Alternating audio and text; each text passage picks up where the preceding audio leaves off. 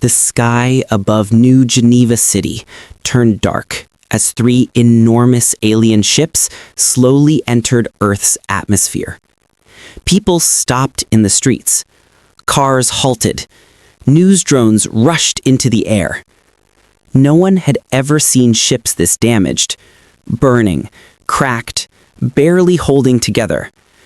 Inside the United Nations Hall, leaders of every nation waited in silence.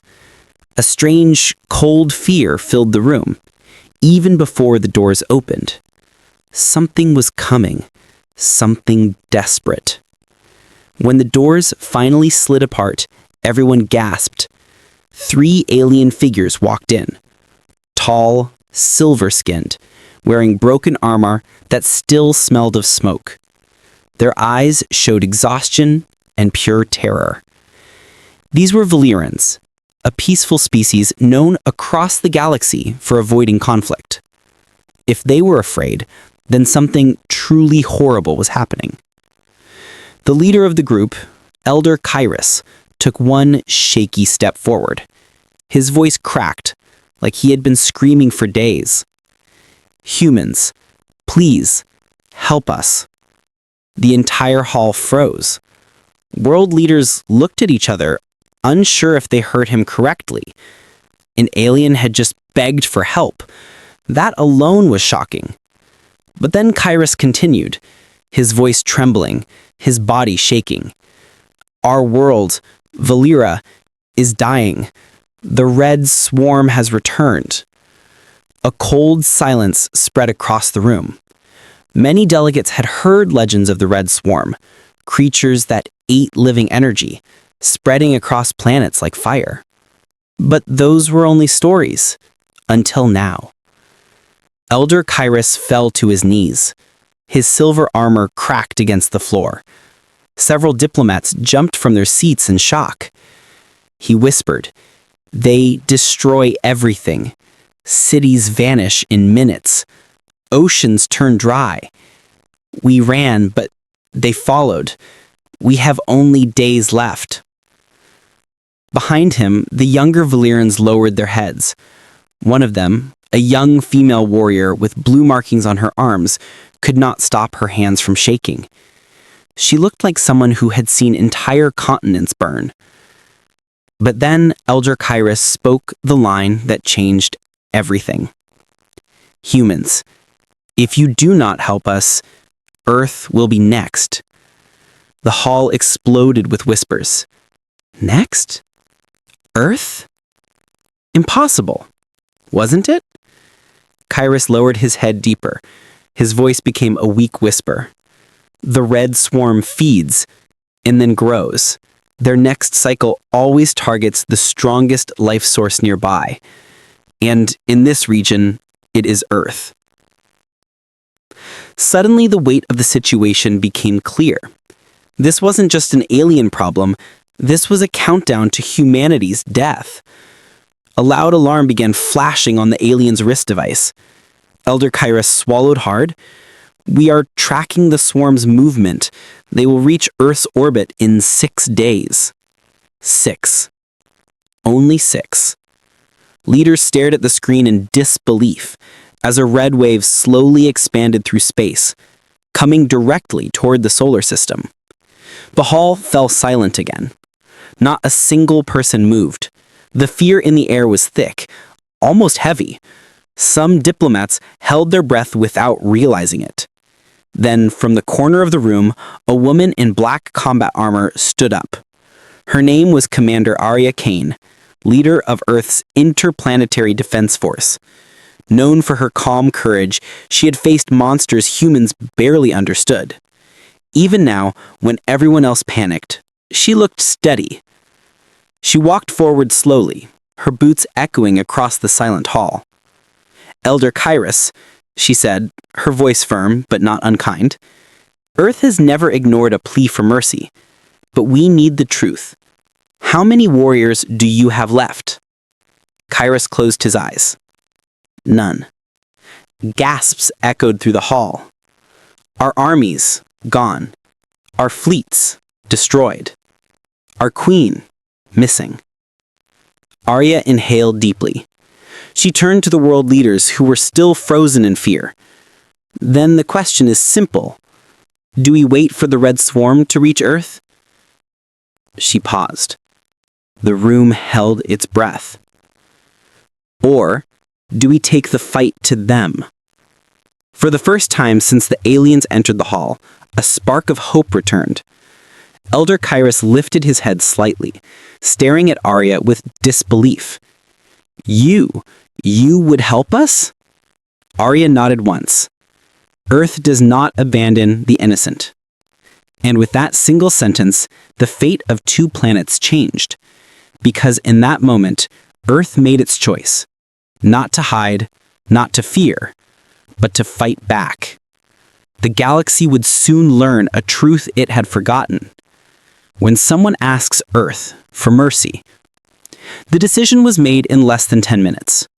Earth would send help, but not just any help. It would send warriors. Within hours, the Interplanetary Defense Force activated its emergency protocol. Sirens echoed across military bases from Tokyo to New York. Satellites lit up the sky. Pilots rushed to hangars. Engineers opened old vaults that had been sealed for decades. Commander Arya Kane stood at the center of the command floor, surrounded by holograms of Earth's finest soldiers.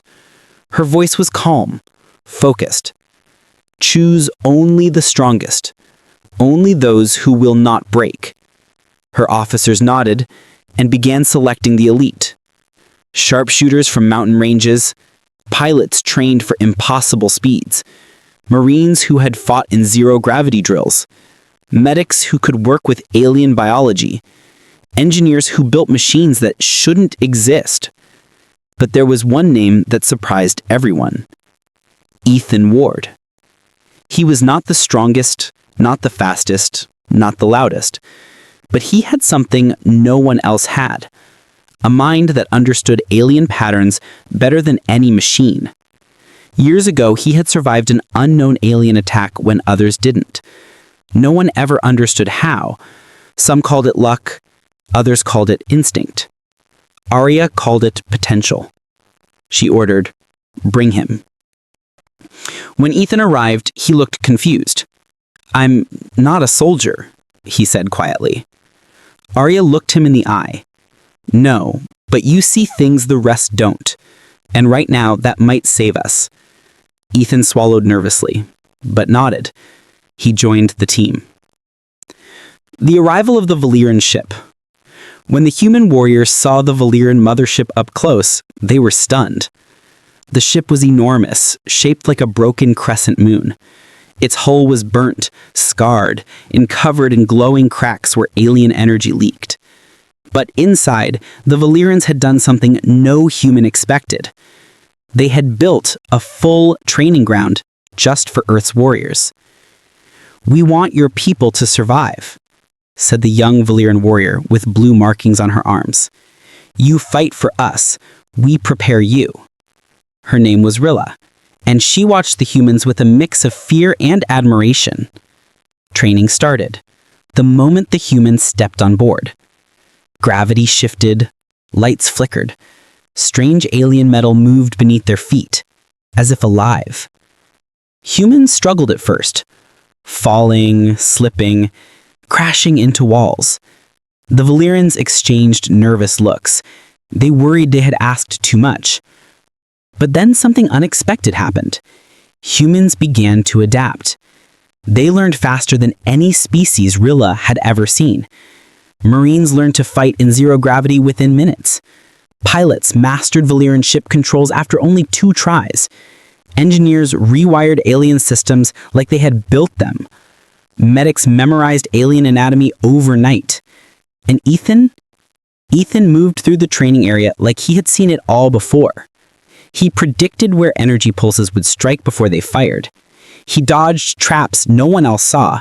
He read alien code as if it were written in English. Rilla stared at him in shock. "He learns like a Valyrian." "No," Elder Kyrus corrected softly. "He learns faster." A warning from the stars. During a break in training, alarms suddenly screamed across the ship.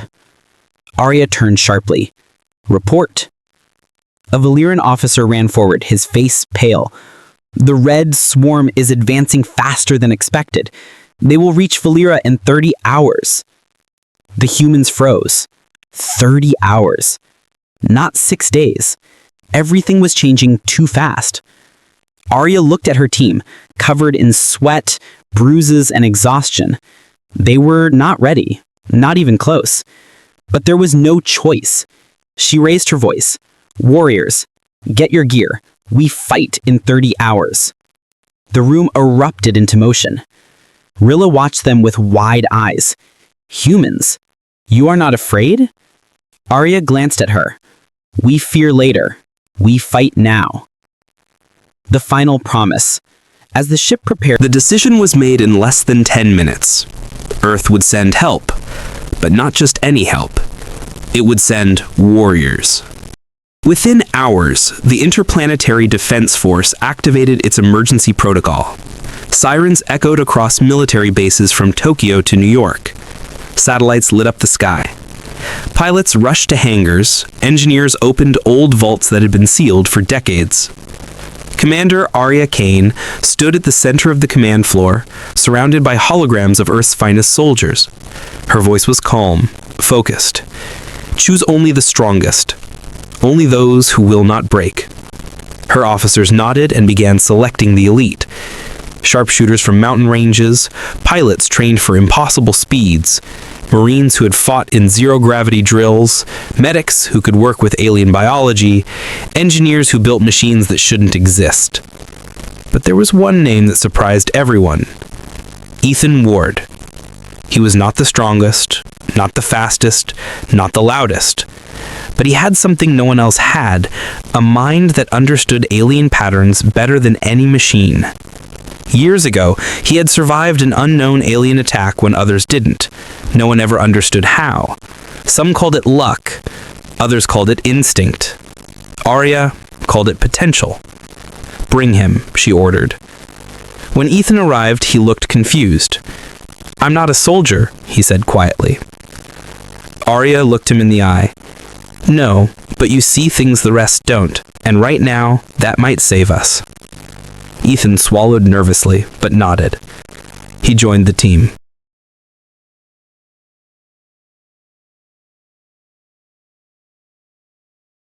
The Valyrian mothership dropped out of hyperspace with a violent shake. All lights flickered. Panels sparked. The engines groaned like something huge was pressing against them. Commander Arya Kane opened her eyes, looked out the window, and froze. Even the bravest soldiers around her fell silent, because below them, Valyria was dying. The beautiful blue planet they had seen in photos was gone. Now it was a world of fire and ash. Red cracks ran across its surface like veins of blood. Entire continents burned with bright crimson light. Ethan whispered, "It looks alive." Ryla shook her head slowly. "No, it looks consumed." Before anyone could speak, thousands of glowing dots began rising from the planet. Arya stepped closer to the glass. Her voice went cold. The red swarm. The glowing dots moved like a fast storm, shifting, merging, splitting, forming massive shapes in the air. When they turned toward the humans, every warrior felt a pressure in their chest, like the air was tightening. A Valyrian officer yelled, "Swarm formations approaching! They see us!" Alarm screamed. The entire ship tilted. Arya didn't hesitate. Warriors, battle stations. The skies erupt. The hangar opened and Earth's fighters launched into the burning sky. Small ships cut through the red clouds like arrows. Pilots shouted in their comms, "Targets incoming! Swarm hive spawn on the left! Move, move, move!" The swarm came fast. Creatures of pure living energy, shaped like wolves, birds, and serpents, glowing red with hunger. Human fighters fired plasma rounds. Explosions lit the sky. Ethan was in the tactical bay, watching every movement on the hologram. His eyes moved fast. He's predicting our routes, he said. They're moving where we will be, not where we are. She didn't even let him finish. Broadcast his plan to all fighters. The pattern changed. Human ships moved unpredictably. The swarm creatures crashed into each other, confused. For the first time since the battle began, humans gained ground. Ryla watched Ethan with awe. How did you see that? Ethan shook his head slowly. I don't know. It's like my mind already knew it.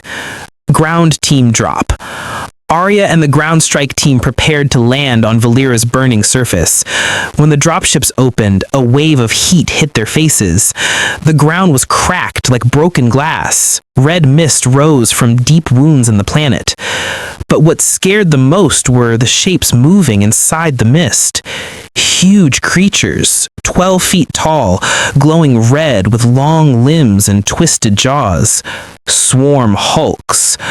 Arya raised her rifle. Stay close. Stay alive. The hulks roared and charged. Marines opened fire. Their bullets cut bright arcs in the air. The hulks fell, but more came. There was no end to them. They're defending something, Ethan said suddenly. They're pulling back toward the citadel. Something is inside. Ryla's eyes widened. The Queen. Arya nodded. Then that's where we go. The Dead City. The team entered the capital city of Valera. What used to be silver towers were now melted shadows. Streets cracked, buildings crumbled, glowing rivers flowed like lava. The air felt heavy, as if the planet itself was crying. Then they saw it. A massive black structure rising in the center of the city. A living fortress, pulsing like a gigantic heart. Ethan stopped walking. His chest tightened. He felt a strange pressure inside his mind.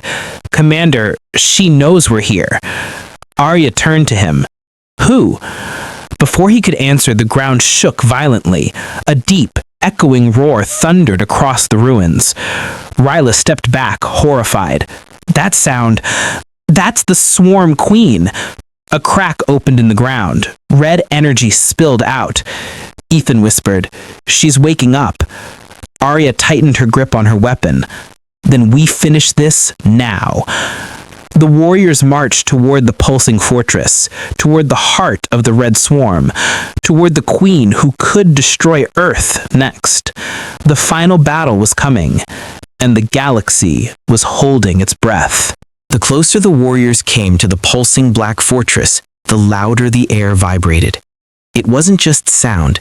It was a pressure inside their minds, like invisible hands gripping their thoughts. Ryla winced. She's in our heads. The Queen, she's awake now. Commander Arya Kane didn't slow down. She wants fear. Don't give it to her. The fortress entrance opened like a giant mouth, revealing a tunnel made of living red flesh. Lights beat like heartbeats.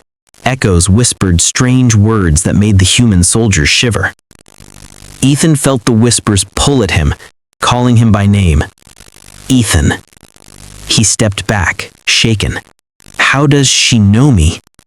Arya's voice was firm, steady. Because you're the one she fears.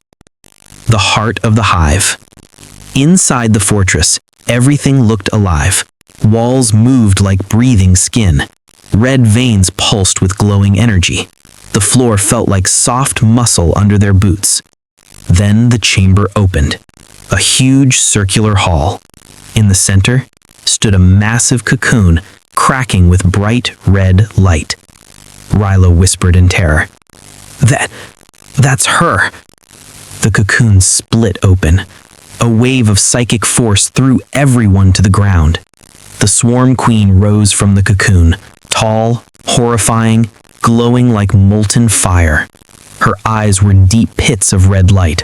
Her voice echoed inside their minds, not their ears.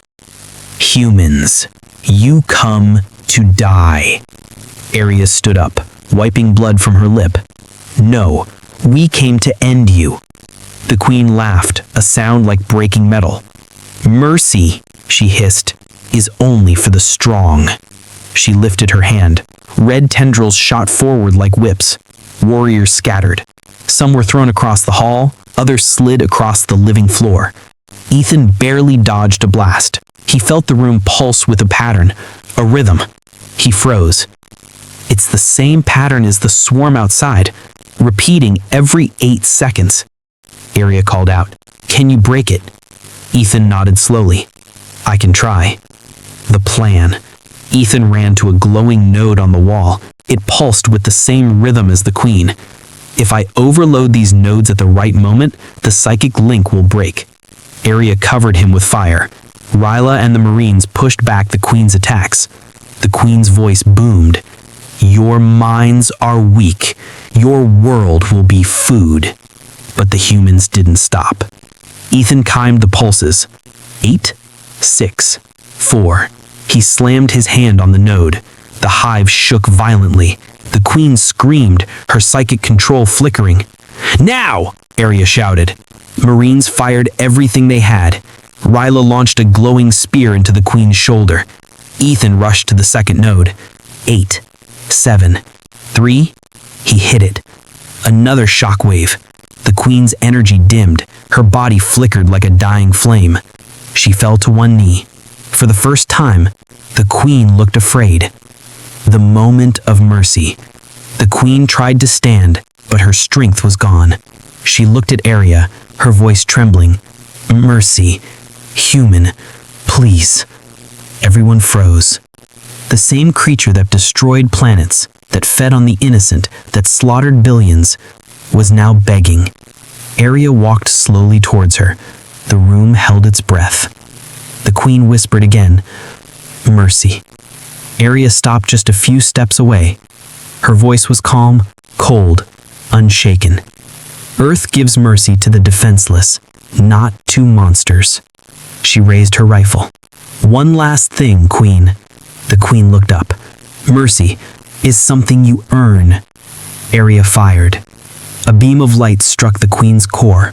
Her body shattered into glowing dust, fading into the air. The fortress collapsed all around them. "Run!" Arya shouted. The team sprinted through the collapsing tunnels and burst outside just as the entire hive exploded in a red flame. A new legend. From orbit, the explosion lit the dead sky. The swarm started to fall apart, losing their queen's command. Human fighters finished the last wave with ease. When the dust settled, Elder Kyrus bowed deeply. "Earth, saved us. Saved the galaxy." Arya shook her head. "No, warriors saved you." Ryla placed her hand over her heart. "Earth will never be forgotten."